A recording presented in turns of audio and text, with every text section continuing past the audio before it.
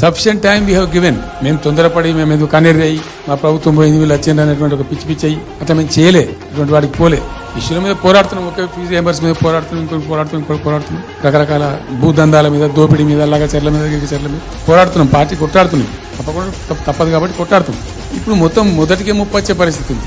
గోదావరి మీద అరాకిరి చేసి చంద్రబాబు నాయుడు ఏపీ ప్రభుత్వం నల్లమల సాగరు, ఈ సాగరు, ఆ సాగరు, అటు గోదావరి దోపిడీ జరుగుతా ఉంటే దాని మీద సప్పులు లేదు. కృష్ణలో ఇంత ఘోరంగా పాలమూరు ఎత్తిపోతల మీద దీని మీద సప్పులు లేదు. మరి ఎవరి ప్రయోజనాల కోసం ఉన్నట్టు రాష్ట్ర ప్రభుత్వం, ఏం చేయడానికి ఉన్నట్టు, ఏం జరుగుతున్నట్టు ఈ రాష్ట్రంలో? కాబట్టి ఎట్టి పరిస్థితుల్లో నేనే స్వయంగా రంగంలో దిగాలనుకున్నా. దీనం ఈరోజు డిసిషన్ అయిపోయింది.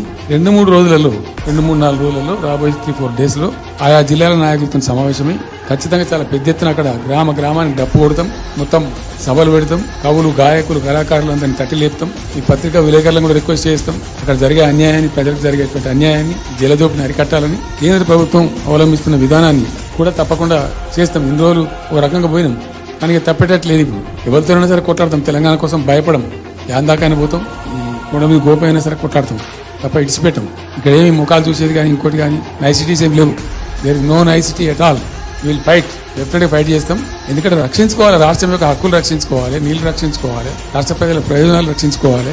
ఈ విధంగా మా కళ్ళ ముందే జరిగినటువంటి దీనిలో ఈ దుర్మార్గంలో ఎట్లా మౌనం పాటిస్తాడు కేసీఆర్? ఎందుకు మౌనంగా ఉంటాం? ఎవరి కోసం ఉంటాం?